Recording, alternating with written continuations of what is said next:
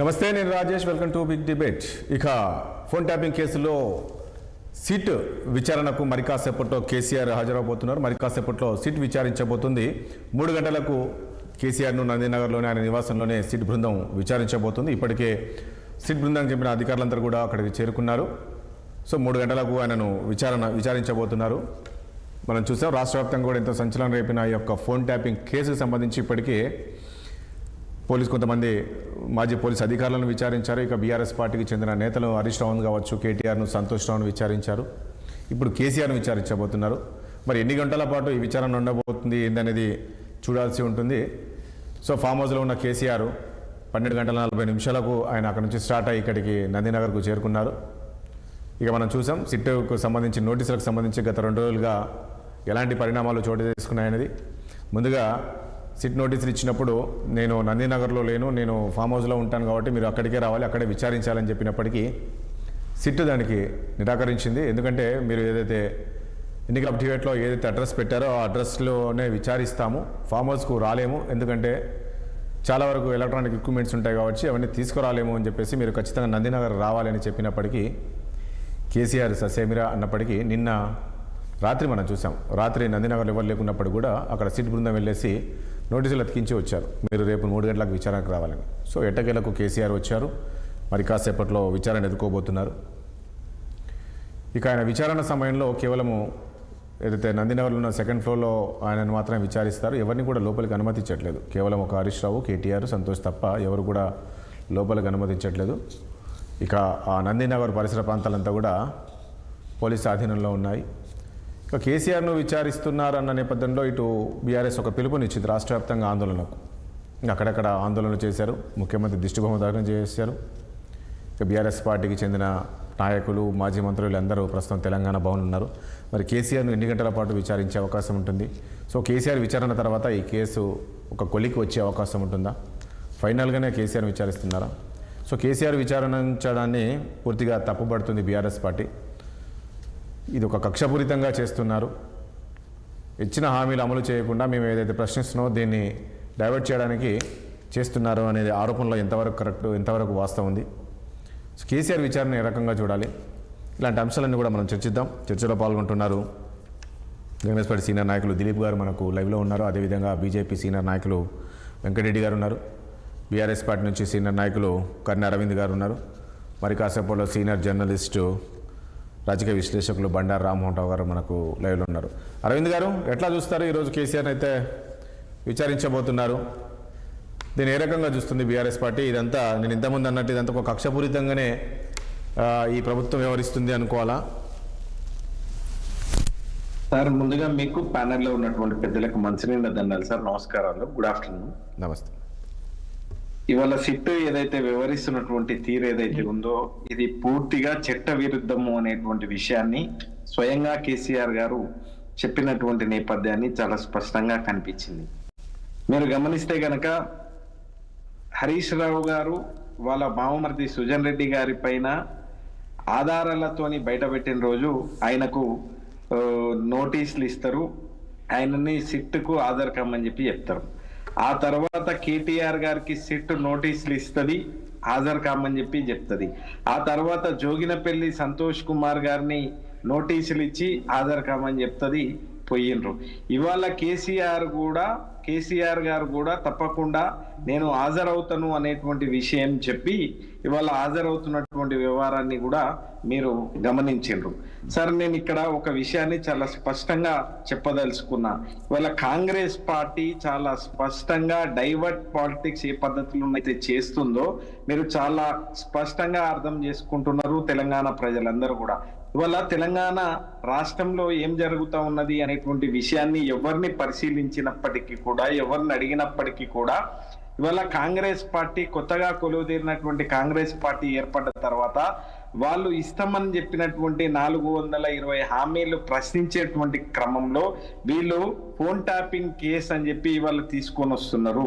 ఈ గూఢాచార వ్యవస్థ ఇవాళ కాదు సార్, ఈ గూఢాచార వ్యవస్థ మనకు స్వాతంత్రం రాకంటే ముందే 1885లో నుంచి ఇది కొనసాగుతా ఉన్నది అనేటువంటి విషయాన్ని చరిత్ర చెప్తున్నటువంటి నేపథ్యం చాలా స్పష్టంగా కనిపిస్తా ఉన్నది.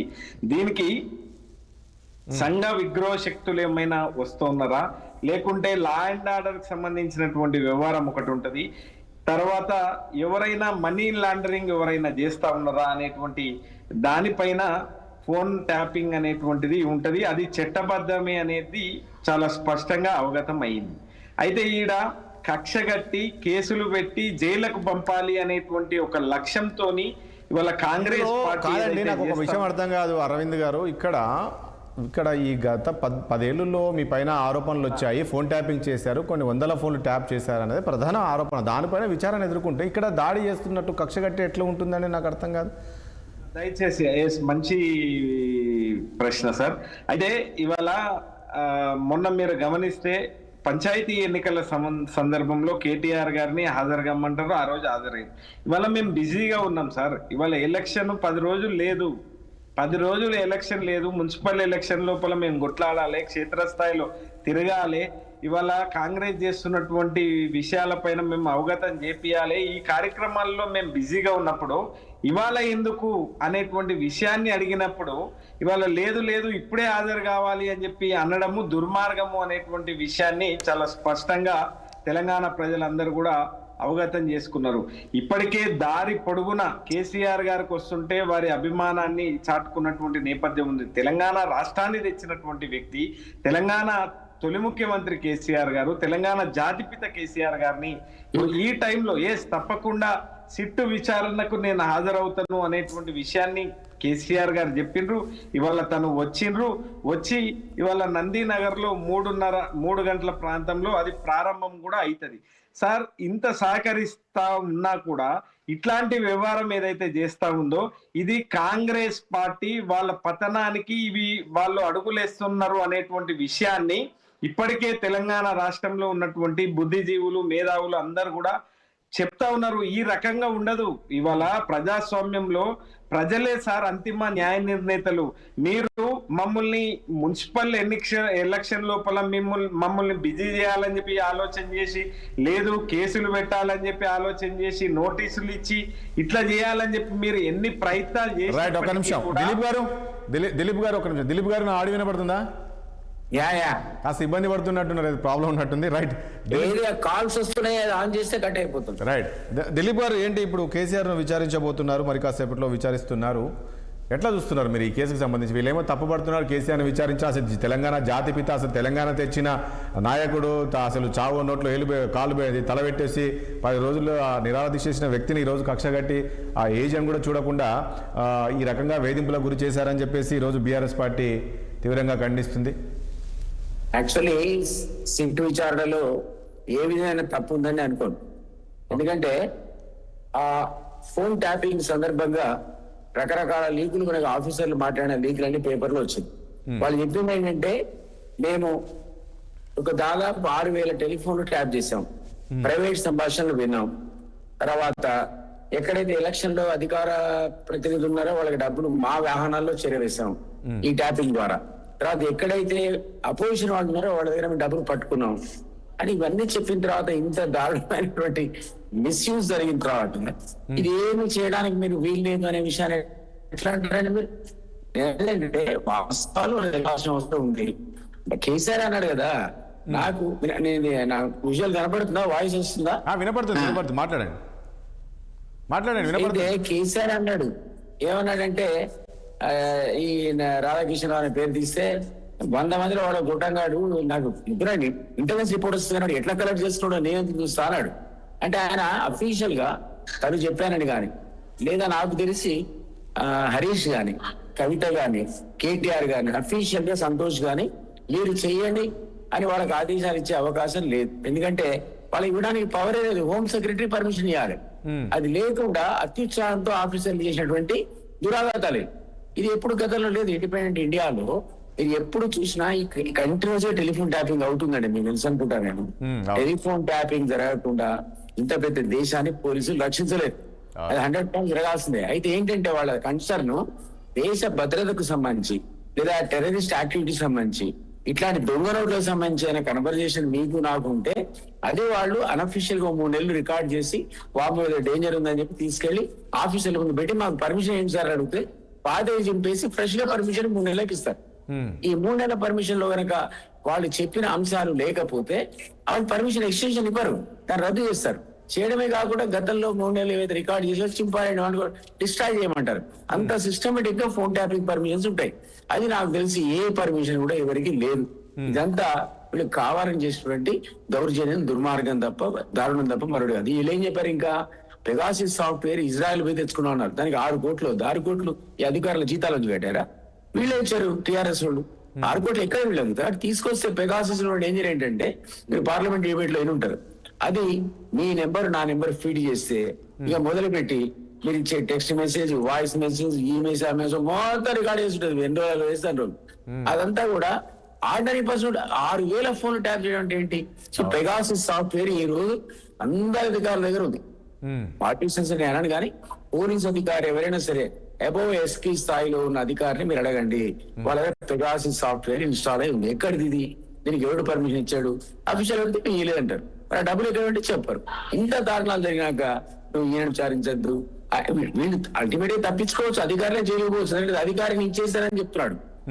అదే హరీష్ రెడ్డితో నాకేం సంబంధం లేదంటాడు, హోమ్ సెక్రటరీ పర్మిషన్ అంటాడు. కేటీఆర్ నేను చెప్పాను బాబు అంటాడు. ఆ ఎవిడెన్స్ మీరు చూపెట్టకపోతే ఎవడైతే నేను చేశానో వాడు తెలియకపోతాడు. కేసీఆర్ మీరు చూడండి, ఈ విచారణ మీరు 9 గంటలు చేయండి, 10 గంటలు చేయండి. కేసీఆర్ ఏమంటాడు, ఎవడే వాడు అసలు నాకు తెలియదు కూడా తెలియదు అంటాడు. మొన్నే అన్నాడు ఓపెన్ మీటింగ్ లో, ప్రెస్ మీట్ లో అన్నాడు నాకేం సంబంధం. మీకు ఒక చిన్న ఎగ్జాంపుల్ లా కూడా చెప్తా. నేను 2015 లో నాకు సిబిఐ ఫోన్ చేసింది. నేను అప్పటికి ఎమ్మెల్సీ ఉన్నా. అంటే ఏమంటే సార్ మీ దగ్గర ఎంక్వైరీ చేసుకోవాలి 2 అంశాలు అంటే రండి అన్నాడు. అదేమంటే రావంటారు. మొత్తం చెన్నై నుంచి 10 మంది అధికారులు వచ్చి మార్నింగ్ 9 నుంచి నైట్ 9 దాకా ఆ బేగంపేట ఆఫీస్ లో నాకు గ్రిల్ చేసి పెట్టేశారు. ఏమిటి అంటే సహారా కుంభకోణంలో నా పాత్ర ఏంటి, కేసీఆర్ పాత్ర ఏంటి, ఈపీఎఫ్ కుంభకోణంలో 800 కోట్లు నా పాత్ర ఏంటి, కేసీఆర్ పాత్ర. నాకేం సంబంధం బాబు అంటే ఒక కాగితం చూపించాడు. Honourable minister desires that exemption should be given to Sahara అని ఉంది. ఆ సహారా ఎగ్జామ్షన్ పిఎఫ్ చేయడం వల్ల మీకు తెలుసుగా పిఎఫ్ కలెక్షన్ మీ జీతం నుంచి కొంత తీసుకుంటాడు, కంపెనీ కూడా అందులో వేస్తాడు. ఈ 2 కలిసి మీరు రిటైర్ అయిపోయి పిఎఫ్ అది ఎగ్జామ్షన్ అయ్యి ఏమైంది, కంపెనీ మనీ మేనేజ్ చేయడానికి పరిస్థితి వచ్చి లక్షల మందికి వాళ్ళ పిఎఫ్ డబ్బులు పోయినాయి. వాళ్ళు సుప్రీంకోర్టు పోయారు, ఇంకెక్కడికి పోయారు. అప్పుడు సిబిఐ ఎంక్వైరీ స్టార్ట్ అయితే ఆయన పోయి అడిగారు, నన్ను అడిగారు. నేను ఆనరబుల్ మినిస్టర్ డిజైర్స్ అంటే అర్థం ఏంటి, మంత్రి ఆదేశిస్తే రాశారు. నేను ఇక్కడ పోయి ఆయన అడగండి అన్న. అప్పుడు మంత్రి దగ్గర, ముఖ్యమంత్రికి ఉన్నాడు ఆయన 2015 లో. మార్నింగ్ 9 నుంచి ఈవినింగ్ 9 వరకు ఆయన కూడా ఎంక్వైరీ అయింది. ఎవరికి పబ్లిసిటీ రాలేదు. 9 గంటలు గ్రీల్ చేశారు. ఎవరిని? కేసీఆర్ ముఖ్యమంత్రిని. ఓకే, అది మీకు ఆంధ్ర దీంట్లో వచ్చింది, మన హిందువులో వచ్చింది తెల్లారి, ఎవరి దగ్గర రాలే. ఆ తర్వాత దీన్ని పట్టుకొని ఆంధ్రజ్యోతి ఇతర పత్రికలని పుంకాలు 1 వారం రోజులు ఎడతెరిపి రాస్తే అది ఏమి తెలియదో నాకు తెలియదు. ఆయన ఏం చెప్పినా తెలియదు. నేను ఒక 4 ఏళ్ల తర్వాత వచ్చిన బృందంలో తెలుగు అన్నాడు, తెలుగు ఆఫీసర్. నేనేదో పోతున్నప్పుడు గారు నెంబర్ బ్రదర్ అంటే ఇచ్చాడు బాబు. ఆయనకు ఆఫ్టర్ 4 years నేను ఫోన్ చేసి అంతగా నన్ను గ్రిల్ చేస్తారు కదా, 9 గంటలు కేసీఆర్ కూడా చేస్తారు కదా, ఈ కేసు పరిస్థితి ఏంటన్నాడు. ఆయన నాడు సరే ఈ పొలిటికల్ కేసులు ఎప్పుడైనా క్లోజ్ అయితే అన్నాడు. ఇది కూడా అంతే, ఇది కూడా 6 ఏళ్ల తర్వాత మీరు ఫోన్ చేసి అట్లే ఉందంటారు. పొలిటికల్ గా అవసరం ఉంటే బయటకు వస్తుంది, అవసరం లేకపోతే లోపలికి పోతుంది. నీళ్ళ కేసులను ఇన్వైట్ చేసి క్లోజ్ చేస్తారు. కానీ ఇదే డ్రామా తప్ప, దీన్ని కేవలం పబ్లిసిటీ తప్ప, మీరు పొలిటికల్ గా రేపు పొద్దున అవసరాలంటే వాడుకోవడానికి తప్ప వీళ్ళు చేసేయలేదు, సచ్ చేయలేదు, దాంతో అయ్యేది లేదు. అంటే ఒకటి దిలీప్ గారు, ఈ కేసులో దిలీప్ గారు మీరు అన్నట్టు ఈ కేసులో ఎవరు లోపల, ఈ రాజకీయ వీళ్ళు ఎవరు లోపలికి వెళ్ళారు, కేసీఆర్ కావచ్చు, హరీష్ కావచ్చు, కేటీఆర్ కావచ్చు, అవసరం ఉన్నప్పుడు మాత్రం బయటికి లాగుతున్నాం ఈ కేసును. అంటే అది పొలిటికల్ పర్పస్ తప్ప మీరు అన్నట్టున్నారు, రాజకీయ అవసరాలకు తప్ప దీన్ని వాడుకునేది తప్ప వేరే ఏమీ లేదు. ఈ ఇన్వెస్టిగేషన్ క్లోజ్ అయితే మీరు చూడండి, ఇప్పుడు కాళేశ్వరం ఉంది, పెద్ద కొండంత రాగం తీసి ఇక రేపా మాపా అనుకుంటూ తీసుకుపోయి సిబిఐకి అప్పచెప్తారు. సిబిఐకి చూడడం 6 నెలలు 8 నెలలు అయింది. 1 ఇంచు కదిలిందా ఎప్పుడు? కరెక్ట్. నేను అంటే దిలీప్ గారు, ఇప్పుడు ఈ కేసు సంబంధించి ఫోన్ ట్యాపింగ్ సంబంధించి కేసీఆర్ కు తెలిసే జరిగి ఉండట, ఎంత కేసీఆర్ కు తెలిసే జరుగుతుంది అనుకోవచ్చా? 100% ఆయన తెలిసే జరుగుతుంది. అంత దమ్మునోడేవాడు ఫోన్ ట్యాపింగ్ ఇతర అవసరాలకు, రాజకీయ అవసరాలు వాడుకోవాలి. ఎవడన్నా ఒక్క చూస్తాడు చీఫ్ మినిస్టర్. ఆయనే విడితే మీ జ్ఞాపకం ఇంకో ఎగ్జాంపుల్ చెప్తా. రేవంత్ రెడ్డిని రేపు పొద్దున ఏసీబీ ట్రాప్ చేయబోతుందండి రోడ్డు కోర్టు కేసులో. ఆ రోజు విలేకరుల సమావేశం వెనక చూసుకోండి. అవునవును, నేను కూడా ఉన్నా. సీఎం ఏమన్నాడు తెలుసా? అవును, రేపు ఇంతకంటే గొప్ప సెన్సేషన్ వార్త మీకు చెప్తున్నాను. చెప్తా. ఏసీబీ ఆడి చెప్పింది సార్ రేపు ట్రాప్ చేస్తున్నామని. ఓకే గోయడ్ అన్నాడు, అంటేనే ట్రాప్ అయ్యాడు ఆయన. మేమంతా కాదు, ఆ టైంలో మేము అనుకున్నాం ఇంకెంతవరన్నా జగన్ అవుతున్నారేమో, పార్టీలో ఇంకెవరన్నా వస్తున్నారేమో అనుకున్నాం. కట్ చేసే ఇష్యూ అయింది. అవును, మేమంతా ఉన్నాం అప్పుడు. అదే ఇప్పుడు అట్లుంటాయి. Right. ఏసీబీ గానీ, విజిలెన్స్ గానీ, సిట్ గానీ, ఈ టాప్ లెవెల్ అఫీషియల్స్ ఏదైతే కమిటీ ఏర్పడతాయో ఆ బాస్ అనేవాడు పొలిటికల్ బాస్ యొక్క కాన్సెంట్ లేకుండా, ఆయన అనుమతి లేకుండా ఇంచు కూడా పెరగండి, తీసువతల మారిస్తారు వాడిని. ఓకే, కానీ ఇప్పటికిప్పుడు ఈ కేసు ఏం పెద్ద తేల్చేది ఏం లేదైతే. ఏముంటదండి, వాళ్ళు మీరు ఎట్లా రైటింగ్ ఇచ్చాడు ఆర్డర్? మీకు హోమ్ సెక్రటరీ పర్మిషన్ ఇచ్చాడా? కాదా? హోమ్ సెక్రటరీ అంటే ఎన్ని పర్మిషన్ ఇస్తారు ఫోన్ ట్యాపింగ్ అని? ఒకటి ఒక్కడు కూడా అంటాడు ఆయన. ఒకటి దిలీప్ గారు, మీరు మీరు మీరు కేసీఆర్ కు దగ్గర ఉన్నారు చాలా వరకు, నేను చూశాను. సో ఈ రోజు కేసీఆర్ సిట్ విచారిస్తుంది కదా, ఎట్లా ఉండే అవకాశం ఉంది? ఆయన ఈ ఆన్సర్లు ఇచ్చే అవకాశం ఉందా ఈ అధికారులకి? నేను చెప్పే పద్ధతిలో ఉంటాయి. వాడేవాడే గొట్టంగాడు, వీడేవాడే చెత్తనా కొడుకు, అసలు నాకు ఏం సంబంధం అంటాడు. రాత్రి వరకు అడగండి ఇవే ఉంటాయి. నన్ను అడిగినప్పుడు 9 గంటలు కూడా వాడు అడిగింది 10 ప్రశ్నలు రిపీట్ 10 మంది కూర్చొని కంప్యూటర్ పెట్టుకుని అడిగింది అడుగుతాడు. కేటీఆర్ అన్నాడు, వాడు అడిగిందే అడుగుతాడు. ఎన్నిసార్లు చెప్పినా అదే అడుగుతాడు, ఇదే పని. ఆ 10 మంది అడిగి రాసి నాకైతే అర్థమే కాదు అసలు దాని నేచర్ ఏంటో. ఎందుకంటే సార్లు అడిగిందే అడుగుతారు, అదే టైప్ చేస్తుంటారు. మరి అందులో ఒకసారి రాత్రి ఏమైనా అలసిపోయి వేరే సమాధానం చెప్తాం అనుకుంటారు, ఏదో తెలియదు. బట్ దట్ గ్రిల్లింగ్ అనేది మనం మెంటల్ గా టార్చర్ చేస్తుంది సార్. అదే ఆ టార్చర్ భరించలేక విషయం చెప్తారండి ఒక్కొక్కసారి. ఓకే, వెంకరెడ్డి గారు. రైట్, వెంకరెడ్డి గారు చెప్పండి. కేసీఆర్ విచారిస్తున్నారు సిట్ అధికారులు. ఇప్పుడు ఇంతకుముందు దిలీప్ గారు చెప్పినట్లు ఇదంతా కూడా ఒక రాజకీయ విషయం, అంతా ఒక డ్రామా, ఇది నడుస్తూనే ఉంటుంది. ఇది ఎవరు అరెస్ట్ అయ్యేది లేదు, పోయేది లేదు. అవసరం ఉన్నప్పుడల్లా దాన్ని లోపల నుంచి బయటికి తీసుకురావడం, ఆ పెట్టెల నుంచి. అట్లా ఉంటుందంటారా? బీజేపీ ఎట్లా చూస్తుంది దీన్ని? ఇప్పుడు ఒకటి రాజేష్ గారు, దిలీప్ కుమార్ అన్న దాంట్లో ఒక భాగాన్ని నేను అంగీకరిస్తా. ఒకటి ఏంటంటే, ఇది ఒక డ్రామా, బీఆర్ఎస్ కాంగ్రెస్ మధ్యన జరుగుతున్నటువంటి ఒక అవగాహన ఒప్పందంలో చేసేటటువంటిది. అంటే ఆ 9.5 ఏళ్ల పాలన, అసమర్థ పాలన, ప్రజా వ్యతిరేక పాలన, ఆ రకంగా ప్రజలు తీర్పిచ్చినారు. ఇప్పుడు 2 సంవత్సరాల లోపల వీళ్ళు ఎంతకంటే అధ్వానంగా ప్రజా వ్యతిరేక విధానాలు, ప్రజల యొక్క అసంతృప్తిని ఎదుర్కొంటున్నటువంటి పరిస్థితి కాంగ్రెస్ ఉన్నది. కాబట్టి ఇద్దరు కూడా, ఇప్పుడు ఇద్దరు ఒకరు పాలించినారు, పాలిస్తున్నారు. మీరు దొంగ అంటే మీరు దొంగ అంటున్నారు. మరి మనం చూస్తున్నాం ఇప్పుడు సింగరేణికి సంబంధించి కాంట్రాక్ట్ లో మీరు దొంగ, ఇద్దరు దొంగలు అంటే అర్థమైపోయింది కదా. ఇప్పుడు వాళ్ళు దోసుకున్నారు, వీళ్ళు దోసుకున్నారు. అది అట్లా పక్కకు పెడితే, ఇవాళ కేసీఆర్ పాలన ముగిసి 2 సంవత్సరాలు కాంగ్రెస్ పాలన స్టార్ట్ అయిన తర్వాత వచ్చిన అనేక కేసులు వచ్చినాయి. ఇప్పుడు ఇంతకుముందు దిలీప్ గారు అన్నట్టుగా ఏంటంటే, కాళేశ్వరం వచ్చింది, ఈ కార్ రేసింగ్ వచ్చింది,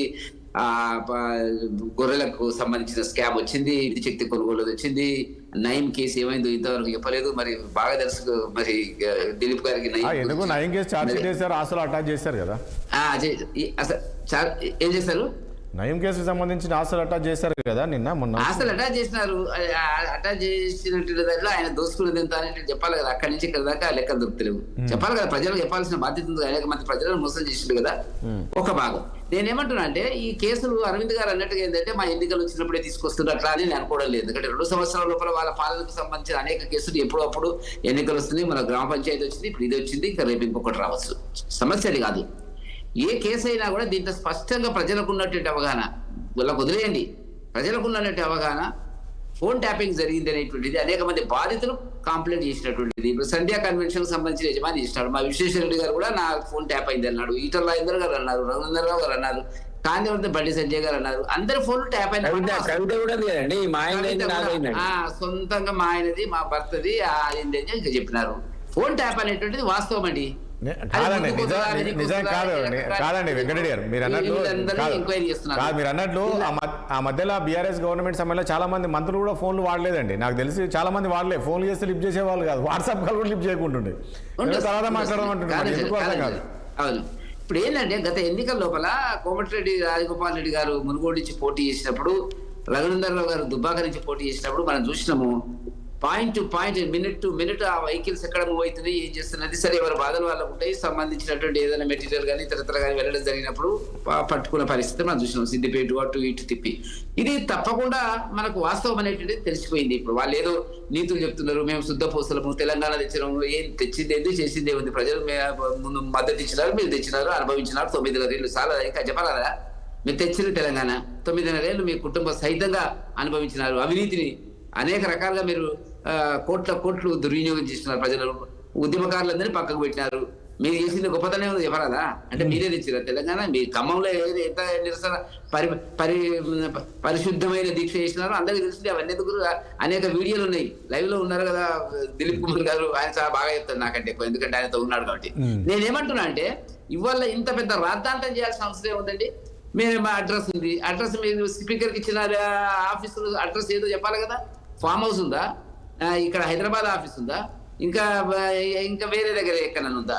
స్పీకర్ నాకు తెలిసినంత వరకు స్పీకర్కి ఇచ్చిన ఆఫీస్. అంటే ఒకటి వెంకటరెడ్డి గారు ఇక్కడ కాదు వాళ్ళు ఇప్పుడు వీళ్ళు కూడా తప్పట్లేదు. ఎందుకు ఇంత కక్షపూరితంగా ఎందుకు? మొన్న నోటీస్ పంపించినప్పుడు ఏం రిప్లై ఇచ్చారంటే, ఇప్పుడు మున్సిపల్ ఎన్నికలు ఉన్నాయి కాబట్టి కాస్త సమయం అండి ఎన్నికల తర్వాత అంటే కూడా లే రేపే విచారించాలని చెప్పి మళ్ళీ వెంటనే నెక్స్ట్ నోటీసులు ఇవ్వడం. మీకు ఇదంతా కూడా వాళ్ళేమంటున్నారంటే ఎందుకు ఇంత హడావుడిగా ఈ రోజు ఇబ్బంది పెట్టాల్సిన అవసరం ఉంది, కొంత సమయం ఇవ్వచ్చు కదా అనేది వాళ్ళు కూడా అన్నారు అన్నమాట.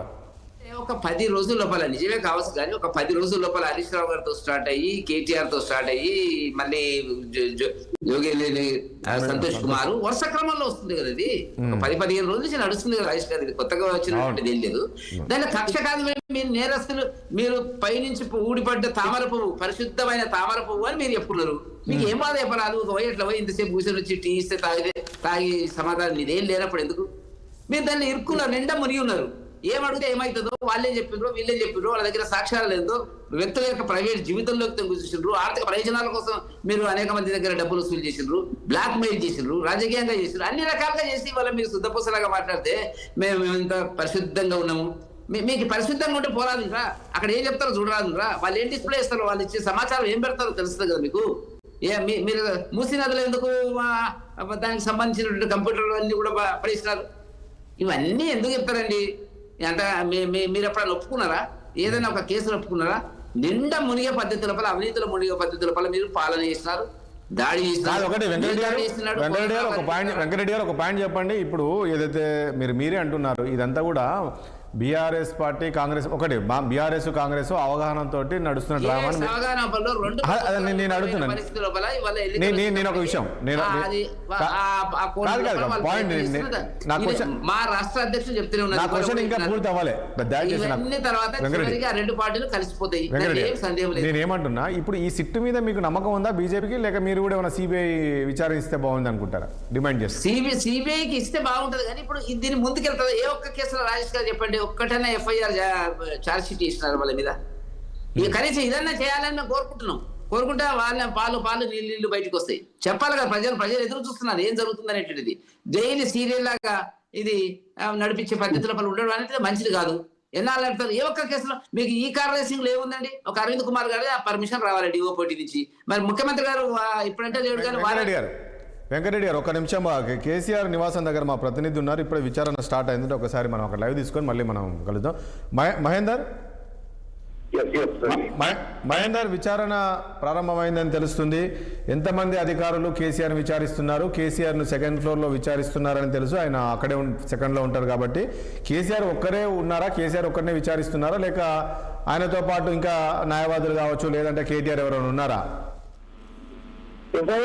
2:45 సిట్ అధికారులు కేసీఆర్ నివాసానికి, నందిగారి నివాసానికి అయితే రావడం జరిగింది. వారంతా నేరుగా సెకండ్ ఫ్లోర్ కి వెళ్ళడమే జరిగింది. సెకండ్ ఫ్లోర్ లో కేసీఆర్ ఒక్కరే విచారణకు అయితే అనుమతించబడ్డారు. మిగతా ఎవరైనా సరే ఆప్తులు ఎవరైనా సత్తం ఉన్నవారు కింద ఉండాలి. కేవలం హరీష్ రావు, కేటీఆర్, సంతోష్ రావు, ఈ ముగ్గురు మాత్రం ఫస్ట్ ఫ్లోర్ లో లేదా కాస్త దూరం ఉండాలన్నట్టుగా కూడా సూచించడం తెలుస్తుంది.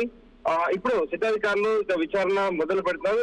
ఏదైతే 3 గంటలకు అన్నారో 3 గంటలకైతే విచారణ ప్రారంభించారు. మరి ఈ విచారణలో ఇప్పటికే హైదరాబాద్ మొదలుకొని ప్రభాకర్ రావు వరకు, ఇటు కేటీఆర్ మొదలుకొని సంతోష్ రావు వరకు వీళ్ళందరూ విచారణ చేసినటువంటి వాంగ్మూలాలన్నీ ఆధారంగా ఇప్పుడు కేసీఆర్ ను ఇటు విచారించనున్నారు. అన్ని వాంగ్మూలాలు ముందు పెట్టి వీటన్నిటికీ సూటిగా ప్రశ్నలు అడిగే అవకాశం అయితే కనిపిస్తుంది.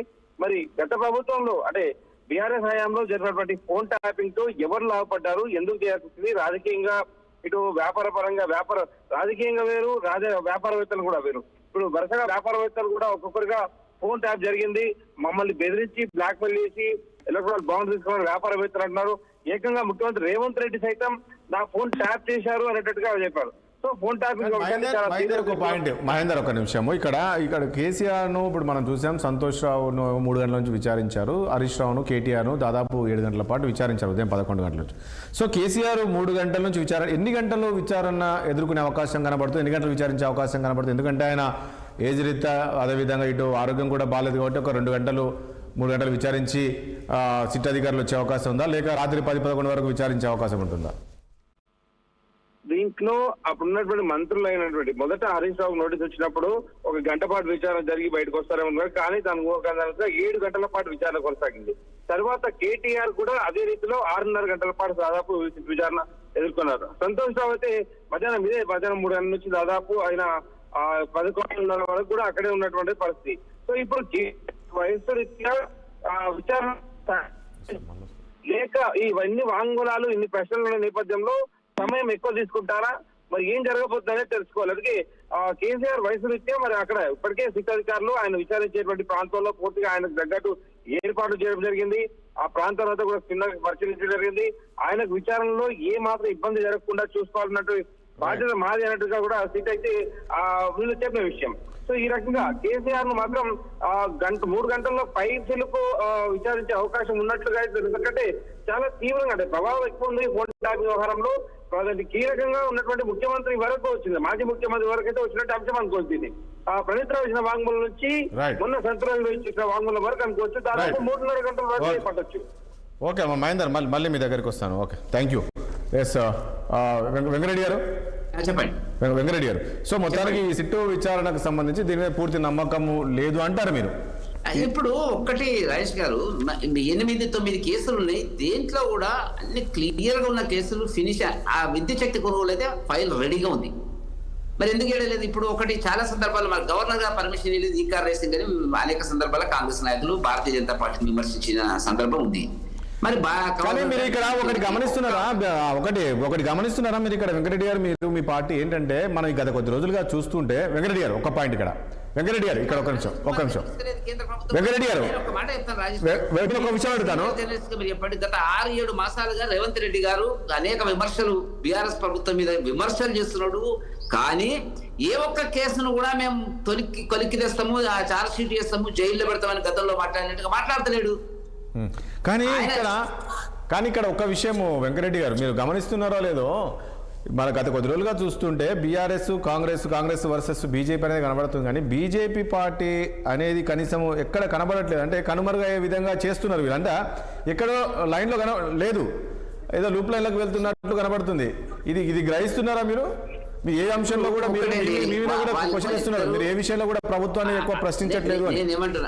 మీరు అన్నట్టుగా ఏంటంటే ఇద్దరు కూడా అవినీతికి సంబంధించిన కేసుల్లో ఇరుక్కుని ఉన్నారు. ప్రజా వ్యతిరేక పాలన వాళ్ళు చేసినారు, వీళ్ళు చేస్తున్నారు. ఇద్దరు దొంగలు మాట్లాడుకుంటుంటారు. మేము మాట్లాడుతున్నాము. ఒక మా పాలనకు సంబంధించి, మా పార్టీకి సంబంధించినటువంటి ఒక క్రమశిక్షణ పద్ధతి లోపల ఏం జరుగుతుంది అనేటువంటిది మా అధ్యక్షులు కిషన్ రెడ్డి గారు, బండి సంజయ్ గారు మాట్లాడుతూ ఉన్నారు కదా. అయితే అట్లా ఉంటది కదా. ఇవాళ జర్నలిజం ఎట్లా తయారైంది?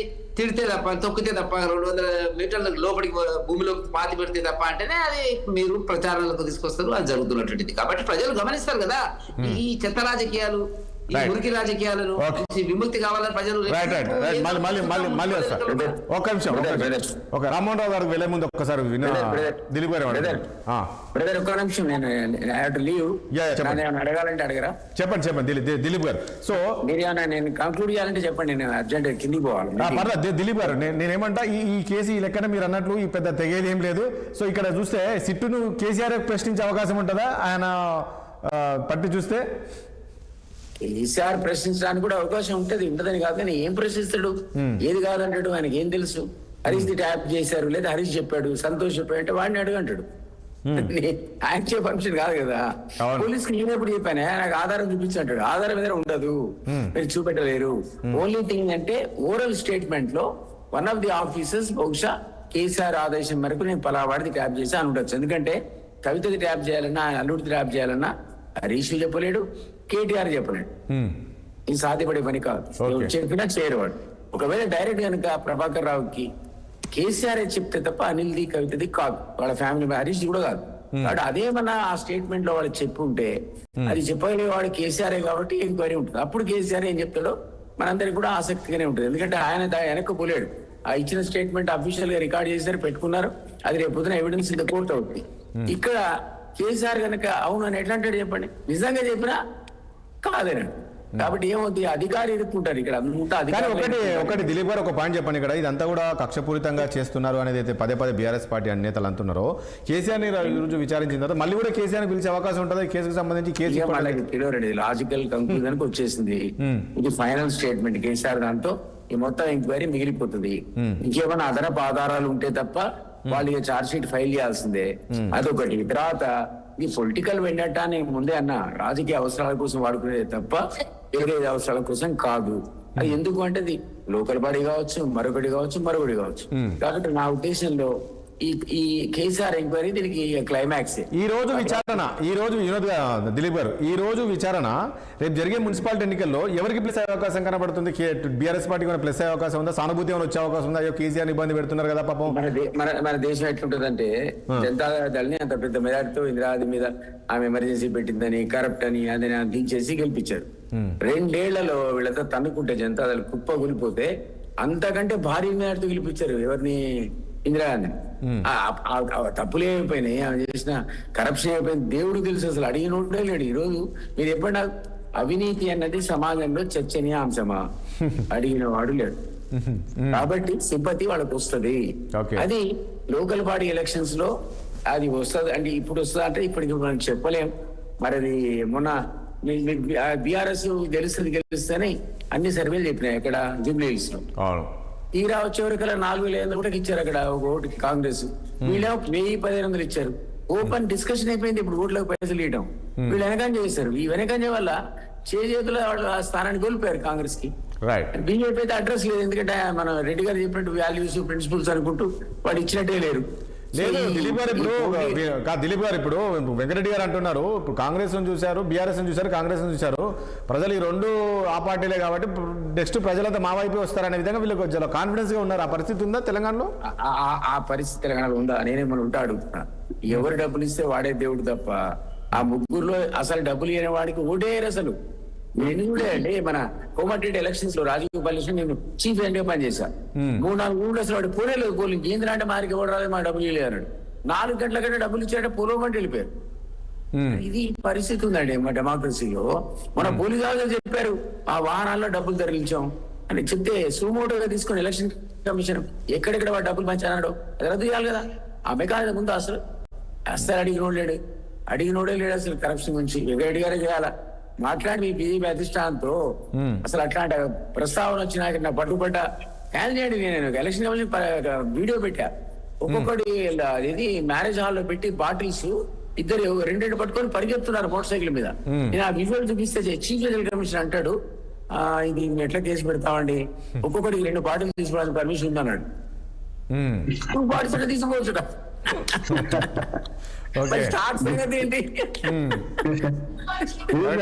ఉంటే బాగుంటది. మీటింగ్ లో ఉన్నా యాక్చువల్లీ. దిలీప్ గారు వేరే స్టేట్ లో ఉన్నారు. థ్యాంక్ యూ అండి దిలీప్ గారు. ఎస్ రామ్మోహన్ రావు గారు, ఏంటి విచారణ? ఈ రోజు కేసీఆర్ అయితే స్టార్ట్ అయింది, విచారణ కొనసాగుతుందంట. పైన 2nd ఫ్లోర్ లో బ్రేకింగ్స్ నడుస్తూ ఉన్నాయి. మరి ఎన్ని గంటలు ఉంటుందో తెలియదు. విచారణ అయితే కొనసాగుతుంది. మరి ఎట్లా చూస్తున్నారు? పాపం మీకు ఏమైనా అనిపిస్తుంది? అదే పాపం ఈ ఏజ్ లో ఆయనను విచారించడం ఏంటి? కాస్త సమయం అంటే కూడా ఇవ్వకుండా ఫామ్ హౌస్ లో విచారించి. ఎవరైనా చట్టం ముందు అందరు సమానులే, పాపం ముచ్చట్లేదు. చేసిన దానికి అనుభవించాల్సింది ఎవరైనా అనుభవించాల్సింది. కాదు నేనేమన్నా కక్ష సాధింపు చర్యలు కరెక్ట్ కాదంట. నేనేమంటున్నా అంతకుముందు దిలీప్ గారు చెప్పింది నేను వరుసగా పొద్దునే చెప్పుకుంటున్నాను. అరవింద్ గారు వెంకటరెడ్డి గారి సమక్షంలో మాట్లాడారు. నా వరుస తప్పింది కానీ హరీష్ రావు చేయగానే తర్వాత ఎవరైనా చెప్పినా కదా అదికి వచ్చింది. నేను ఇంకో ఆ మాట అదనంగా చెప్తున్నాను. దిలీప్ గారు ఒప్పుకోలే కానీ ఈ 4గురిని కలిపి వేరుగా విచారించారు కదా, అందరూ కలిపి చేసినా చెప్తారంటున్నాను. నేను గతంలో మనం చూసాం కదా, నేను ఊహ చేస్తున్నాను. అది ఇంకా బదనామైతే కానీ చేయకుండా ఊరుకోవచ్చు. 2 ఏదైనా పాసిబిలిటీ ఉంది అంటున్నాను నేను రాజేష్. ఎట్లా అంటే ఇప్పుడు 4గురిని వేరు చేశారు కదా, ఎవరి ముఖం వాళ్ళు చెప్పారు. మిగతా ముగ్గురు ఫస్ట్ ఫ్లోర్ లోనే ఉన్నారు. అన్నాను కానీ అందరినీ పిలిస్తే అయిపోతుంది కదా ఒకే దగ్గర ఎందుకు కాదు కదా, ఇప్పుడు అందరిని పిలిస్తే అందరూ ఒక దగ్గర విచారిస్తే ఎవరు చెప్పరు కదా. ఇప్పుడు కేసీఆర్ ఒకటి, ఇప్పుడు వీళ్ళు ఒకటండి, వీళ్ళు విచారించిందంతా వీడియో రికార్డ్ చేశారు కదా, అట్లా ఉండదు ఇక. రామ్మోహన్ రావును, అరవిందరు, వెంకటరావు ముగ్గురికి అర్థం ఏమైతే అంటే అప్పుడు వేరువేరుగా మాట్లాడింది పోతుంది, ఎదురుగా చెప్పలేను కదా. అది కూడా ఇది గతంలో జరిగింది కూడా. ప్రభాకర్ రావును, రాధాకృష్ణ రావును, తిరుపతి రావును కలిపి కూర్చుని పెట్టి చేయలేదు అంటారా. నేనేమంటున్నాను అంటే ఇది ఎట్లా ఉంది అంటే కొండను దవి ఎలకని కూడా పట్టరంటున్నాను. ఇంతకుముందు దిలీప్ గారు చెప్పిందని పోటీ చేయించాను. ఎందుకంటే ఏమి కాదు, అధికారులు జైలుకు పోతారు కానీ రాజశేఖర రెడ్డి హయాంలో, జగన్మోహన్ రెడ్డి హయాంలో చూసినాం అధికారులు జైలుకు పోతారు కానీ ఏమి కాదంటున్నాను. సమస్య లేదు. ఒకటి ఏంటంటే 3 సీట్లు 2 ఎంక్వైరీ కమిషన్లు. రాజేష్ గారు ఏమైంది చెప్పండి, ఏమన్నా ముందు పడ్డదా? వెంకటరెడ్డి గారు చెప్పారా వాళ్ళని మళ్ళీ చదివించడం కాదు కానీ కాళేశ్వరం కమిషన్ ఎటుపోయిందో తెలియదు, అయిపోయింది. యాదాద్రి భద్రాద్రి అయితే ఏడాది అయిపోయింది కమిషన్ రిపోర్ట్ ఇచ్చి, లోకూర్ కమిషన్ ఇచ్చి. అది ఏంటో అసెంబ్లీలో ప్రవేశం. అంటే వీళ్ళు ఎంతసేపు బిగ్ బాస్ ఎవరు, కింగ్ పిన్ ఎవరు అని చూసుకుంటూ పోతుంది తప్ప వీళ్ళు ఎప్పుడు బయటపడి ఎప్పుడు ఏ రాజకీయ నాయకుడు కూడా సంతకం పెట్టాడు. పిచ్చిగా సంతకం పెడితే చంద్రబాబు నాయుడు దిక్కపోయింది, 11 సంతకాలు పెట్టండి స్కిల్ డెవలప్మెంట్ కేసులో. అందుకని ఆయన జైలుకు పోయింది. లేకపోతే అట్లా కూడా ఆయన కూడా జైలు పోయేటోడు కానీ అంతకంటే ముందు అవుతా ఉన్నాడు ఏమైనా సరే. ఇక్కడ అట్లా లేదు. తెలంగాణలో ఇంకా కురగజ్జి లేదు, తెలంగాణలో ఇంకా కొంచెం ఇంకా ప్రజాస్వామ్యం బతికే ఉంది అంటున్నాను నేను. ఏది చెప్పినా ఏ రకంగా చేసినా కూడా. ఇందులో నేను అంటున్నా అంటే మనకు ఆయన ఏం సమాధానం చెప్తారు, నాకు ఏం తెలియదు, ఏం చేసుకుంటూ చేస్తారంటే ఏం చేస్తారు చెప్పండి. ఏం చేయలేరు వాళ్ళు అంటున్నాను. అడగడానికి అంటే కేసీఆర్ ను కూడా నేను బోన్లో నిలబెట్టాను. వెంకరెడ్డి గారు, రామ్మోహన్ రావు గారు ఇప్పుడు నాకేం తెలియదని అంటున్నారు అనుకో, వాళ్ళు మరోసారి నోటీసులు పంపిస్తారు. అట్లనే విచారణ పిలుస్తూనే ఉంటారు ఆయన చెప్పే వరకు.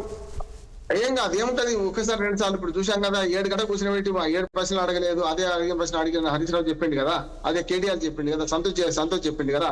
అంతకుముందు అదెందుకు విక్టిమ్లుగా ఇప్పుడు ఇందులో 160 సెక్షన్ సిఆర్పిసి ఏం చెప్తుంది రాజేష్ గారు, ఇది విక్టిమ్ కాదు, అక్యూజ్డ్ అంతకంటే కాదు, ఒక సాక్షి, విట్నెస్ కూడా కాదు, విట్నెస్ అని కూడా అంటలేదు. మీకు ఈ కేసులో ఏమైనా వాస్తవాలు తెలిసి చెప్పండి అంటున్నారు. చెప్తే ఇప్పుడు ఫిట్ అనేది పెద్ద పోలీస్ స్టేషన్ లాంటిది రాజేష్ గారు. పోలీస్ స్టేషన్ ఏమైతుంది, ఆధారాలు సేకరిస్తున్నారు, తర్వాత కోర్టు ఉంటది, అసలు సంగతి కోర్టులో నడుస్తుంది. ఇంకోటి 160 స్టేట్మెంట్ కింద కేసీఆర్ స్వయంగా అవును నేనే చేశాను మొత్తం అని చెప్పి ఏది రాసి ఇచ్చినా కూడా 160 స్టేట్మెంట్ చెల్లదు అంటున్నారు. 161 స్టేట్మెంట్ 80% చెల్లదు. ఎందుకంటే నాలాంటి అడ్వకేట్ కూడా పోతాడు, వాటి వాదిస్తారు అక్కడికి పోయి. అది ఎక్కడ కూడా ప్రాసిక్యూషన్ ముందు ఒప్పుకున్న సాక్ష్యం ఎక్కడ చెల్లదు అంటున్నాడు. కోర్టులో చెల్లదు కనుక సమస్య లేదు. రెండోది ఏంటంటే ఇది కొనసాగిస్తున్నారు అంటున్నారు. ఋతురాగాల సీరియల్ లాగా, మనకు కార్తీక దీప సీరియల్ లాగా ఇట్లా కొనసాగిస్తున్నారు. ఏమవుతుంది, ఇంకా ఎన్ని రోజులు, 2 ఏళ్ళు అయిపోయింది కదా, ఇంకో 3 ఏళ్ళు కూడా కొనసాగిస్తారు. ఎందుకంటే ఇప్పుడు కేసు పర్మిషన్ వచ్చిన కేసులో కూడా ఏం చేస్తలేరు కదా రాజేష్, చూస్తున్నారు కదా మీరు. ఇది మన కేటీఆర్ మీద అనుమతి వచ్చింది కదా, ఏం చేసిండు? అనుమతి కూడా అన్నిటికీ అవసరం లేదు. 17 ఏదైతే అవినీతి చట్టంలో మాత్రం అవసరం ఉండి చేసిండ్రు. నిజంగానే బీజేపీ వైపు ఒక వేలు చూపెడుతున్నారు. ఎందుకంటే అరవింద్ కుమార్ ఎందుకు ఇంకా లేట్ చేస్తున్నారని. లేట్ చేస్తే అయిపోద్ది కదా, ఆయన కూడా లోపలికి పోతారు, ఇతరులు తెలుస్తుంది కదా. అందుకని ఈ కేసులో మాత్రం జరిగింది వాస్తవం, ఫోన్ టాపిక్ జరిగింది.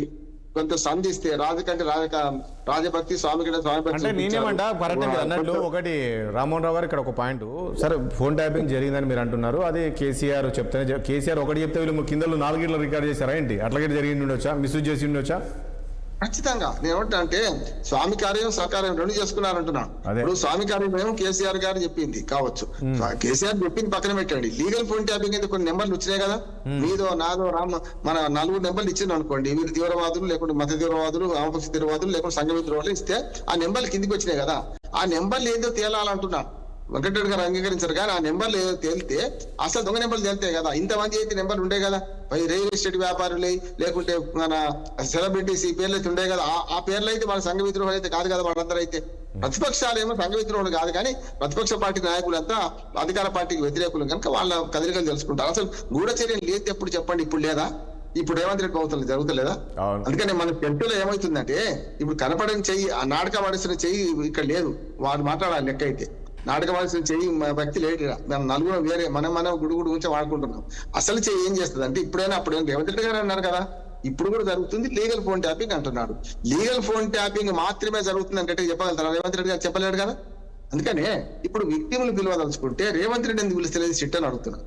లేని రోజు కవితలు ఎందుకు పిలుస్తలేదని అడుగుతున్నాను. శివధర్ రెడ్డి గారిని ఎందుకు పిలుస్తలేదని అడుగుతున్నాను. అట్లా మహేందర్ రెడ్డి గారిని ఎందుకు పిలుస్తలేదని అనుకుంటాను. వీళ్ళందరూ ఉన్నారు కదా, 2 అధికారులు 2 విక్టిమ్స్ ఉన్నారు కదా.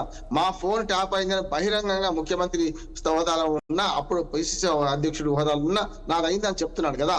మరి ఆయన పిలిచి అడగాలి కదా.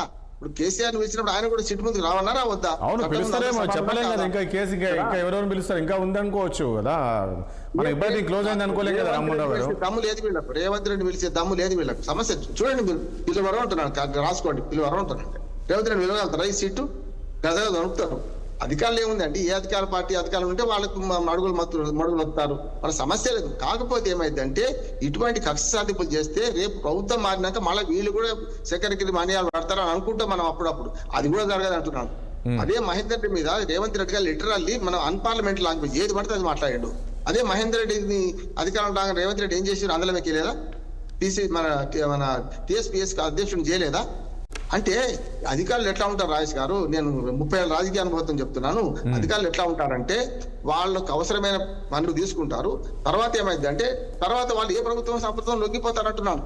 రామకృష్ణరావు గారు ఉన్నారు, మొన్నటిదాకా ఆర్థిక చీఫ్ సెక్రటరీ ఆర్థికంగా ఉన్నాడు, మరి ఇప్పుడు కూడా ఆయనే కదా. మరి అప్పుడు ఇప్పుడున్నాడు కదా, లూపోలు చెప్తేనే ఉండనిస్తారు అంటున్నాడు. చాలా మంది అధికారులు గతంలో సజ్జనార్తో సహా కేసీఆర్ దగ్గర పనిచేసిన వాళ్ళందరూ కూడా ఇక్కడికి వచ్చి ఆ లూపోల్స్ బయట పెడుతుంటే వాళ్ళు ఉంచుకుంటుంటే ఇంకా కొన్ని విషయాలు తెలిస్తే కదా. విభీషణలు కావాలి, అధికార పార్టీకి ఎప్పుడు విభీషణలు కావాలి. గత ప్రభుత్వం ఏం జరిగింది చెప్తే వీళ్ళు దాన్ని ఉపయోగించుకుంటుంటారు. అధికారులు శాశ్వతం 35 ఏళ్ళు ఉంటారు, వీళ్ళు శాశ్వతంగా. కానీ జైలుకి పోయేది కూడా అధికారులు. ఇంతకుముందు దిలీప్ గారు అంటూ జైలుకి పోయేది కూడా వాళ్ళే. అయితే ఒకటి రామ్మోహన్ రావు గారు ఇక్కడ కూడా అదే పోతారు అంటారు రామ్మోహన్ గారు. ఇక్కడ ఒక పాయింట్, ఇక్కడ ఇప్పుడు వీళ్ళు ఏదైతే ఇదంతా కేసీఆర్ కక్షపూరితంగా చేస్తున్నారో అనేది అయితే అంటున్నారో, సో మీరన్నట్లు ఖచ్చితంగా ఫోన్ ట్యాపింగ్ జరిగింది కాబట్టి చట్టం చిన్న పని తాను చేసుకుంటూ పోతుంది కదా, దానికి ఎవరు అతిథులు కావాలి. సో చట్ట ప్రకారంగా ఈ రోజు వాళ్ళు నోటీసులు పంపించారు, విచారిస్తున్నారు. ఇందులో కక్ష సాధింపు ఎందుకు ఉంటుంది? దానికి ముఖ్యమంత్రి మాజీ ముఖ్యమంత్రి ఏమి లేదని పోవాల్సిందంటే పోతా అన్నాడు కదా, పోతలేడు అంటే కాదు కదా. ఇందులో ఉన్న చెట్టు చూడండి, నాటకం 2 రోజులు ఎంతగా నాటకం ఆడికిందో. చట్ట ప్రకారం 160 సిఆర్పిసి 160 ప్రకారం మీరు ఎక్కడ కోరుకుంటే అక్కడ మీరు ఒకసారి ఆ నోటీస్ చదవండి. ఎక్కడ కోరుకుంటే అక్కడ మిమ్మల్ని విచారణ చేస్తాం అన్నాడు. ఆయన లీగల్ అడ్రస్ 2 ఉంటాయి. ఒకటేమో మనం ఉంటా sir permanent address, present address అని ఉంటుందా? మనకు 2 రాయండి, మీరు ఏదైనా అప్లికేషన్ నింపండి, ఉంటుందా లేదా? ఫోన్ నెంబర్ 2 ఇవ్వమంటారు, ఒకటి ఒక ల్యాండ్ నెంబర్ ఉంటే ఇవ్వమంటారు కదా. అట్లనే నందినగర్ ఆయనకు అసెంబ్లీలో దాందే కావచ్చు. ఎర్రవల్లి ఆయన నియోజకవర్గ కేంద్రము, నియోజకవర్గంలో ఉండేవాడు, నియోజకవర్గానికి ఇల్లు ఉన్నది, ఆయన కిరాయి ఉంటలేడు కదా. అంటే కాదండి, ఒకటి రామ్మోహన్ రావు గారు ఇక్కడ పాయింట్, వాళ్ళు కూడా టెక్నికల్ గా కాదు కదా రామ్మోహన్ రావు గారు. వాళ్ళు ఏమంటారంటే వచ్చిండు ఒక ఎమ్మెల్యే ఆఫీస్ ఒకటి ఉన్నది. నేను అట్లా కూడా చెప్పిన చాలా, అయ్యా మీకు అది లేకపోతే ప్రభుత్వ ఆఫీస్ కావాలంటే మా గజ్వేల్లో ఉన్నది, మంచి బ్రహ్మాండ రోజు ఊడుస్తున్నారు, చదువుతున్నారు, ఆడికి ఎవరు కూర్చుంటలేరు, మా కేసీఆర్ గారు ఫోటో ఉంది కానీ ఆయన వస్తలేడు, ఆడికి వెళ్ళిపోయిందా అన్న. పిలవచ్చు కదా. నేనేమంటున్నా, నువ్వు హాస్యంగా చెప్పినా కానీ మీరు ఎర్రవల్లి ఫామ్ హౌస్ కి పిలవకపోవడానికి వాళ్ళు చెప్పిన కారణాలు పూర్తిగా అహేతుకము, అవాస్తవం అంటున్నాను. కాగితాలు తీసుకొని రావాలి. ఇవాళ ప్రపంచం అంతా కుగ్రామంగా మారిపోయిన సందర్భంలో వస్తాయి కదా. రామ్మోహన్ రావు కాగితాలే కాదండి. రామ్మోహన్ రావు ఇప్పుడు నేను చూశాను మార్నింగ్ నుంచి కూడా నందినగర్లో కేసీఆర్ నివాసంలో చూస్తే ఒక వాహనంలో, అది టాటా ఏసీ సంథింగ్ వాహనంలో, దాంట్లో కొన్ని ఎక్విప్మెంట్స్, కొన్ని మిషన్స్ ఏంటో తీసుకొని లోపల పెట్టారండి. ఇప్పుడు వాళ్ళు అదే అన్నారు కదా, ఇవి చాలా ఇంపార్టెంట్ డాక్యుమెంట్స్ ఉండొచ్చు, ఇంకో ఎక్విప్మెంట్స్ ఉండొచ్చు, అవన్నీ అంత దూరం తీసుకెళ్లడం కావచ్చు, టెక్నికల్ ఇష్యూస్ ఉన్నాయి కాబట్టి వాళ్ళు ఆ రకంగా చెప్పారు కదా. అది తప్పు అంటున్నాను, అది చెప్తున్నాను సార్. ఇప్పుడు అండమాన్ నికోబార్ దీవులు రమ్మంటలేము, రాష్ట్రం దాటి రమ్మంటలేము. అది హైదరాబాద్ కి 50 కిలోమీటర్ల దూరం కూడా లేదు ఫామ్ హౌస్. ఏమైంది నీకు అంటున్నాను, కారులో ఎక్కించుకున్నాక అంత భద్రత లేకుండా ఎవడన్నా వచ్చి దాడి చేసి దోపిడి దొంగలుగా దాడి చేసినట్టు మొత్తం తీసేసుకుంటూ పోతారా? అంటే నందినగర్ పోతే కాదు, జూబ్లీ హిల్స్ పోలీస్ స్టేషన్ లో ఉన్నాయి, అది మార్చలేమంటే వేరు. మీరు మార్చారు కదా, కారులో ఎక్కించుకున్న తర్వాత నందినగర్ దించి రాదే, అక్కడ దించిన అదే. ఈ మధ్య మా అమ్మాయి అక్కడ ట్రాన్స్ఫర్ అయింది. బెంగళూరు నుంచి హైదరాబాద్ రావడం ఒక డీజిల్ ఖర్చు ఎక్కువ, కానీ బెంగళూరులో హైదరాబాద్ కూడా పక్క ఇంటికి మారాలంటే కూడా వ్యాన్ అవసరమే కదా. ఇదంటున్నాను, ఎక్విప్మెంట్ మార్చడం పెద్ద సమస్య కాదంటున్నాను నేను. మీరు అది అంటే కావాలని ఆయన హైదరాబాద్ రప్పించాలి ఎట్లానే చేసి. ఇంకోటి హైదరాబాద్ పరిధిలో చేయమని లేదు. ఇప్పుడు హరీష్ రావుకి ఎక్కడ నోటీస్ ఇష్యూ చేశారండి? ఆయన అడ్రస్ ఎక్కడ ఉంటుంది అసెంబ్లీ ప్రకారం? సిద్దిపేటలో ఉన్నది ఆయన అడ్రస్. మరి ఇక్కడ చేసిన హరీష్ రావు ఇక్కడ సర్వే ఎట్లా చేశారు? మీరు పని మీకు ముట్టింది కదా నోటీస్ అంటే ముట్టింది. మరి ఇప్పుడు నా పేరు మీద సమన్లు వచ్చినాయి అనుకోండి, నాకు హబ్సి కూడా ఇల్లు ఉంది, నాకు హబ్సి కూడా ఆధార్ కార్డు ఉంటుంది అనుకోండి, ఆడికి పంపితే ఆడ తీసుకోవాలి, ఈడ తీసుకోవాలి, ఆడ ఉంటా ఈడ ఉంటా అన్నట్టు 2 ఇళ్ళు ఉన్నాడు, ఎన్నో తీసుకోవాలి కదా అంటున్నాడు. ఆయన అడిగింది ఏంటంటే మీరు ఎక్కడ కోరుకుంటే అక్కడ చేస్తా అన్నారు కదా, నేను ఇక్కడనే ఉంటున్నాయా, ఆయన బిడ్డ అందరూ ఆడనే ఉంటున్నారు. మన పండుగలకు అందరు కొడుకు కోడలు అందరూ వచ్చి ఆయన పండుగ చేసుకున్నాడు, వద్దనవా? అంటే ఎర్రవల్లి ఫామ్ హౌస్ ఎందుకు లీగల్ హౌస్ కాదంటున్నాను నేను ఆయనకు. మీరు కేవలం వాళ్ళు ఇచ్చినంత మాత్రం అక్కడికే వస్తామంటే ఆ కిరాయికి ఇచ్చుకొని వస్తాడు, ఏం చేయాలి చెప్పండి? Right, okay.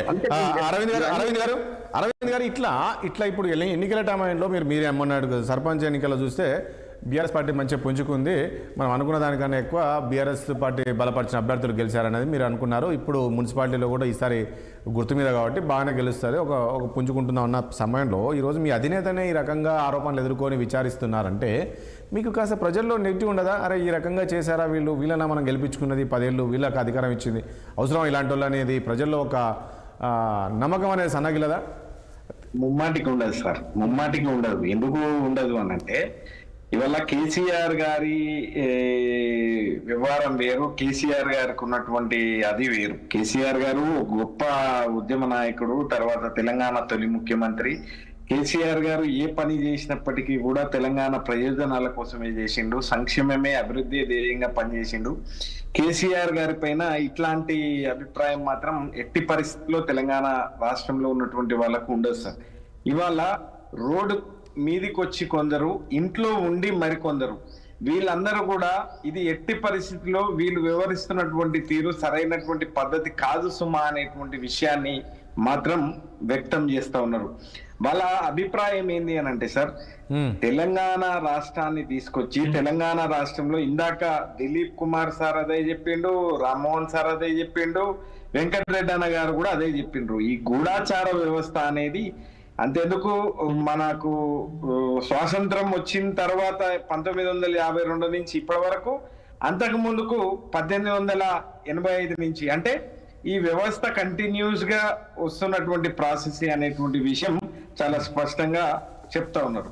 అయితే నేను ఇక్కడ 2 విషయాలు సార్, ఇక్కడ వీళ్ళు ప్రజలకు ఇచ్చినటువంటి హామీల లోపల విఫలం అయ్యింది కాబట్టి, డెలివరీ తెలంగాణ ప్రజలకు ఏం చేయలేదు కాబట్టి తెలంగాణ ప్రజలని డైవర్ట్ చేయాలి ఎట్టి పరిస్థితుల్లో ఈ విషయాల పైన.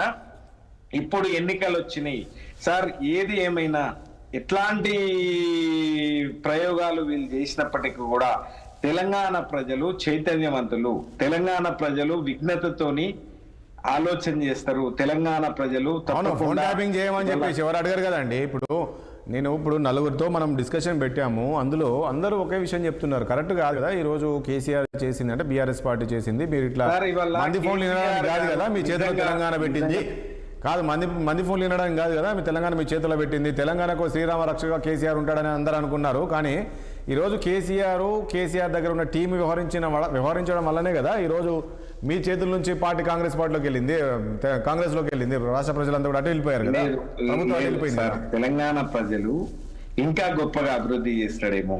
తెలంగాణ ప్రజలకు ఏం చెప్పిండు సార్, 1, 2, 3 ఆకాశాన్ని కిందికి తీసుకొస్తా అనేటువంటి విషయాలు చెప్పిండు. సరే, దాంట్లో పోయినరు, ఇవాళ మోసపోయి గోసపడతా ఉన్నారు. 2 విషయం ఏంటంటే తెలంగాణ ప్రజలందరికీ ఒక నమ్మకం, ఒక అదైతే ఉంది, కేసీఆర్ గారు ఎట్లాంటి తప్పు చేయలేదు కాబట్టి ఇవాళ హాజరవుతా ఉన్నారు. దీంట్లో సెక్షన్ 160 సిఆర్పి ప్రకారం 65 ఏళ్ల పైన ఉన్నటువంటి వాళ్ళని అరవింద్ గారు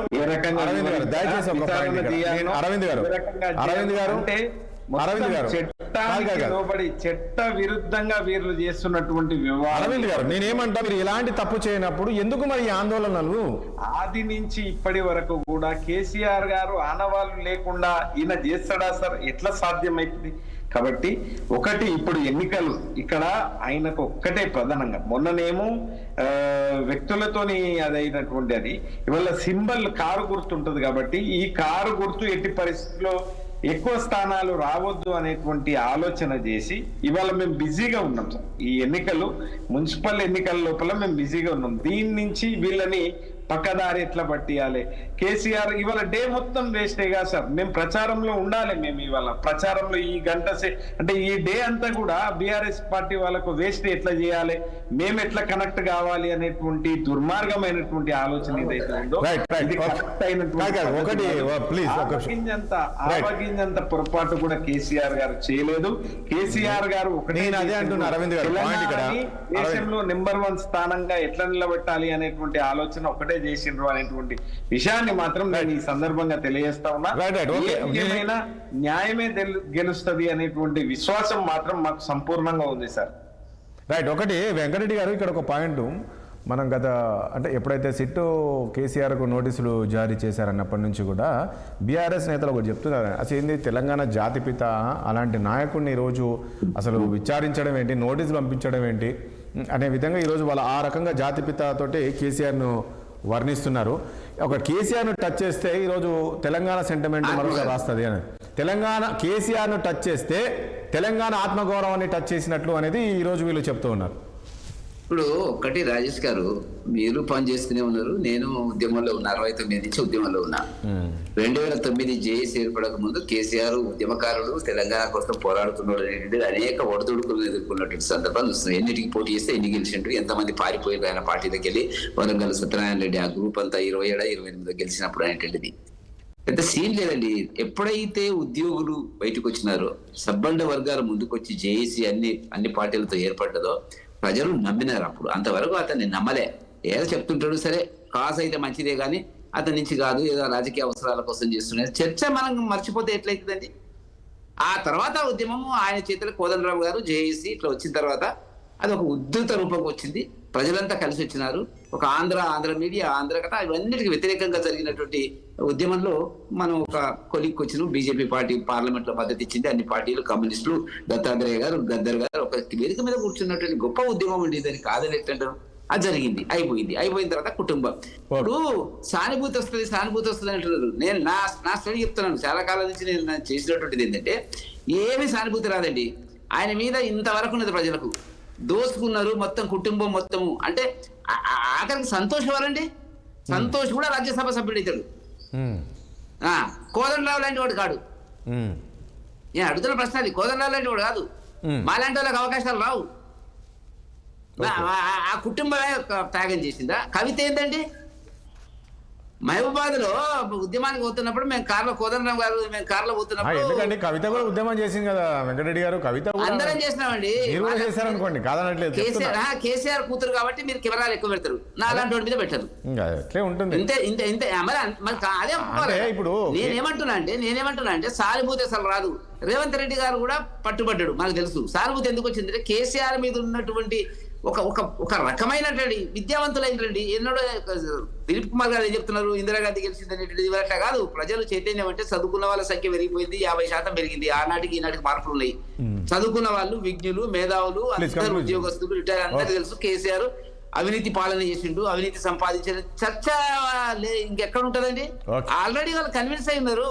ఎవరు వస్తారండి? ఎవరైనా కొత్త వాళ్ళ పార్టీ కార్యకర్తలు ఉంటే వస్తే రావచ్చు. కాదు, ఒక విషయం వెంకటరెడ్డి గారు, ఒక పాయింట్ ఇక్కడ మీరు ఇంతకుముందు అన్నారు. ఒక విషయం ఏంటంటే, ఇదంతా ఈ ఫోన్ ట్యాపింగ్ అనేది బీఆర్ఎస్ అదేవిధంగా కాంగ్రెస్ ఒక డ్రామా అంటున్నారు కదా, దీన్ని ప్రజల్లోకి ఏమైనా తీసుకెళ్లే ప్రయత్నం ఏమైనా చేస్తారా బీజేపీ పార్టీ? వీళ్ళ నమ్మకండి వీళ్ళిద్దరు కలిసి డ్రామా ఆడుతున్నారు.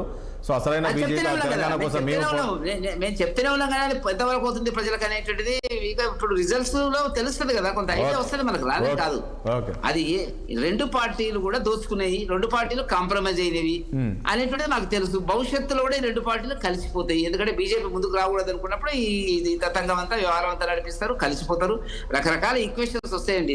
పెద్ద కేసీఆర్ కు ఏమి లేవు, సిద్ధాంతాలు ఏం లేవు. తన అనుకూలంగా ఎట్లుంటే అట్లా మారిపోయే పరిస్థితి ఉంటుంది.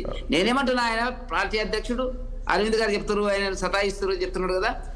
లెజిస్లేచర్ పార్టీ లీడరు 1 గంట 2 గంటల టైం రావడానికి పెద్ద ఎలక్షన్లో పెద్ద జరిగిందే ఉందండి. ఆయన అక్కడ ఏం చేస్తున్నాడో తెలియదు, ఏ ఎలక్షన్స్ ఏం జరుగుతుందో కూడా తెలియదు. అది కాదు. దీనివల్ల ఏమైంది తెలుసా, వాళ్ళకి నష్టమైంది రాజేష్ గారు. ఆయన పట్టుబట్టి పోకుండా ఉండి నేను రానంటే మామూలుగా ఉండే ప్రజలకందరికీ ఏదో ఉన్నది కాబట్టి పోతలేదు అనేది నెగటివ్ అండి వాళ్ళకి. అది డైరెక్ట్ గా పోతే వేరే ఉంటది. పోయి అబద్ధం చెప్పినవా నిజం చెప్పినవా అది వేరే సంగతి. నువ్వు తప్పించుకొని తిరిగితే ఏమవుతుంది, ప్రజలకు ఆల్రెడీ ఉంది ఆ అభిప్రాయం, దాన్ని బలపరిచినట్టు అవుతుంది. కాబట్టి వాళ్ళ లెక్కలేందో వాళ్ళ ఏందో కానీ అన్ని బయటకు వస్తాయి. కాబట్టి ముందుకు తీసుకుపోవాలి. కేసులో రామ్మోహన్ గారు అన్నట్టుగా దోషులు ఎవరు నిర్ణయించాలా, శిక్ష పడాలా. ఎంతగా ఇప్పుడు ఏం చేసిందంటే, ఇప్పుడు ఈ పార్టీ ఫిరాయింపుల గురించి కాంగ్రెస్ చేసింది అంటే ఇద్దరు, ఆయన చేసింది ఇది గదే కదా. ఏం చేస్తావు చూద్దాం వెంకరెడ్డి గారు. థ్యాంక్ యూ అండి. చర్చలపాలనందు వెంకరెడ్డి గారికి, అదేవిధంగా దిలీప్ గారికి, ఇక కర్ణ అరవింద్ గారికి, అది బండారు రామ్మోహన్ రావు గారికి చర్చలపాలనందుకు మీ అందరికీ ధన్యవాదాలండి. చూసాం కదా, మొత్తానికి కేసీఆర్ని అయితే సిట్ విచారణ చేస్తూ ఉంది. దాదాపు 3 గంటల నుంచి స్టార్ట్ అయింది సిట్ విచారణ. మరి ఎన్ని గంటల పాటు ఈ యొక్క విచారణ కొనసాగుతుంది ఏంటి అనేది చూడాల్సి ఉంటుంది. దాదాపు 5 మంది అధికారులు ఆయనను విచారిస్తున్నారు. అది కూడా నందినగర్లోని ఆయన నివాసంలోనే 2nd ఫ్లోర్లో కేసీఆర్ ఏదైతే ఉంటారో 2nd ఫ్లోర్లో అదే అక్కడే అందులోనే ఆయనను విచారిస్తున్నారు. మరి ఎన్ని గంటలు విచారిస్తారు ఏంటి చూడాలి. మరి ఆయన ఆరోగ్యరీత్యా కాస్త సమయం కూడా ఇచ్చే అవకాశం ఉంటుంది. ఎందుకంటే 1-2 గంటలు విచారించిన తర్వాత మళ్ళీ కాసేపు విశ్రాంతి తీసుకున్న తర్వాత మళ్ళీ కూడా విచారించబోతారు అనేది కూడా తెలుస్తుంది. చూద్దాం మరి ఈ కేసీఆర్ విచారణ తర్వాత ఈ కేసు ఎంతవరకు కొలిక్కి వస్తుంది ఏంటి అనేది చూడాల్సి ఒక కేసీఆర్తో పులి స్టాప్ పడుతుందా, దీంట్లో ఎవరు దోషులు, నిజంగా ఎవరు ఫోన్ ట్యాప్ చేశారు, ఏదైతే ప్రధానంగా ఆరోపణలు ఎదుర్కొంటున్నారో దాదాపు 4 నుంచి 7,000 ఫోన్స్ ట్యాప్ చేశారు అనేది ప్రధాన ఆరోపణలు ఎదుర్కొంటున్నారు. ఇదంతా కూడా మరి నిజంగా కేసీఆర్ చెప్తేనే వీళ్ళంతా అధికారులు ఫోన్ ట్యాప్ చేశారా, మరి ఫోన్ ట్యాప్ చేయాల్సిన అవసరం వచ్చింది ఇటు ప్రతిపక్ష నాయకులది కావచ్చు, వ్యాపారవేత్తలది కావచ్చు, రియల్ ఎస్టేట్ది కావచ్చు, సినీ ప్రముఖులది కావచ్చు, మరొకటిది కావచ్చు. మరి ఎందుకు చేశారు, నిజంగా చేశారా చేయలేదా? సో ఇలాంటి అంశాలను కూడా ఈరోజు సిట్ విచారిస్తుంది. దీంట్లో ఎంతవరకు నిజం ఉంది ఏంటి అనేది రాబోయే రోజుల్లో చూడాల్సి ఉంటుంది. ఇందులో ఎలాంటి కక్షపూరిత లేదు అని చెప్పేసి పోలీసులు చెప్తున్నారు. ఇది వాళ్ళ చర్చ. రేపు మనం మళ్ళీ కలుద్దాం. చూస్తుండండి 60 సామాన్యుడి ఆరపరండి.